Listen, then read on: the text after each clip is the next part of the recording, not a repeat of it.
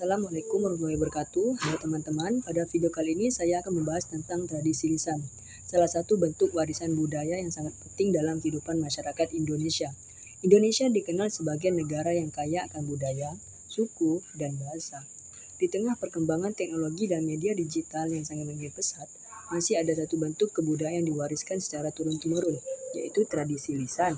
Tradisi ini tidak tulis dalam buku, tapi hidup melalui tuturan, cerita, nyanyian, dan ungkapan yang disampaikan dari generasi ke generasi. Melalui video ini saya akan menjelaskan pengertian tradisi lisan, bentuk-bentuknya, fungsinya dalam masyarakat, contoh tradisi lisan di Indonesia, serta tantangan dan upaya pelestariannya. Yang pertama itu pengertian tradisi lisan. Tradisi lisan adalah warisan budaya non-tulisan yang disampaikan secara lisan dari satu generasi ke generasi berikutnya. Tradisi ini biasanya disampaikan melalui cerita, dongeng, mantra, pantun, lagu daerah, pepatah, atau petuah adat. Tradisi lisan tidak hanya berfungsi sebagai hiburan, tetapi juga sebagai media pendidikan, penyampaian nilai moral, dan pembentuk identitas budaya. Melalui tradisi lisan, masyarakat menyampaikan pandangan hidup, aturan sosial, serta kearifan lokal yang mereka miliki. Karena disampaikan secara lisan, tradisi ini sangat bergantung pada ingatan dan kemampuan bertutur para pelakunya, seperti orang tua, tokoh adat, atau seniman tradisional. Yang kedua itu ciri-ciri tradisi lisan.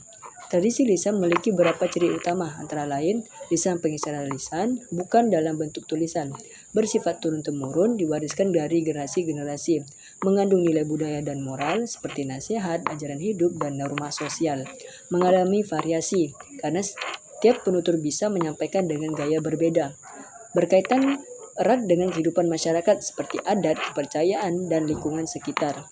Ciri-ciri ini membuat tradisi lisan menjadi budaya yang hidup dan dinamis.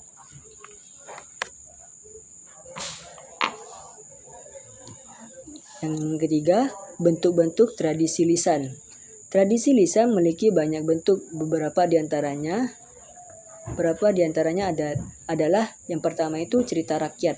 Cerita rakyat merupakan kisah yang berkembang di masyarakat seperti legenda, mite, dan dongeng. Contohnya adalah Malin Kundang, Sang Kuryang, dan Timun Mas. Cerita ini biasanya mengandung pesan moral seperti pentingnya berbakti pada orang tua dan bersikap jujur. Yang kedua, itu pantun dan puisi lisan. Pantun adalah puisi lama yang disampaikan secara lisan dan sering digunakan dalam acara adat, pernikahan, atau pergaulan sehari-hari. Pantun mengajarkan kesopanan, kecerdasan berbahasa, dan nilai-nilai sosial. Nah, yang ketiga itu mantra dan doa tradisional. Mantra biasanya digunakan dalam ritual adat atau kepercayaan tertentu. Mantra dipercaya memiliki kekuatan spiritual dan biasanya hanya diketahui oleh orang-orang tertentu, seperti dukun atau tokoh adat. Selanjutnya itu tentang lagu dan nyanyian daerah. Lagu daerah seperti Ampar-Ampar Pisang, Rasa Sayangi, atau Soleram merupakan bagian dari tradisi lisan yang mengandung nilai budaya dan identitas daerah. Selanjutnya pepatah dan peribahasa. Pepatah berisi nasihat singkat yang mengajarkan kebijaksanaan hidup seperti sedikit demi sedikit lama-lama menjadi bukit. Lanjut, judul selanjutnya itu tentang fungsi tradisi lisan dalam masyarakat. Tradisi lisan memiliki beberapa fungsi penting, diantaranya sebagai sarana pendidikan, terutama pendidikan moral dan karakter, sebagai alat warisan budaya agar nilai-nilai leluhur tetap terjaga, sebagai hiburan melalui cerita dan nyanyian, sebagai penguat identitas budaya yang membedakan satu masyarakat dan masyarakat lainnya, sebagai alat kontrol sosial karena berisi aturan dan norma yang harus dipatuhi. Melalui tradisi lisan, masyarakat belajar bagaimana bersikap dan hidup bersama secara harmonis. Selanjutnya itu tentang yang kelima itu tentang tantangan tradisi lisan di era modern. Di era digital saat ini, tradisi lisan menghadapi berbagai tantangan. Minat generasi muda terhadap cerita rakyat dan budaya lokal mulai berkurang karena pengaruh media sosial dan budaya asing. Selain itu, semakin sedikit orang yang mampu menuturkan tradisi lisan secara lengkap dan benar. Jika tidak dilestarikan, tradisi lisan berisiko hilang dan dilupakan. Yang keenam itu upaya pelestarian tradisi lisan. Beberapa upaya dapat dilakukan untuk menghasilkan tradisi lisan, antara lain mendokumentasikan tradisi lisan dalam bentuk tulisan, audio, dan video, memasukkan materi tradisi lisan dalam pembelajaran di sekolah, mengadakan festival budaya dan pertunjukan tradisional, mendorong generasi muda untuk mempelajari dan mempraktikkan tradisi lisan.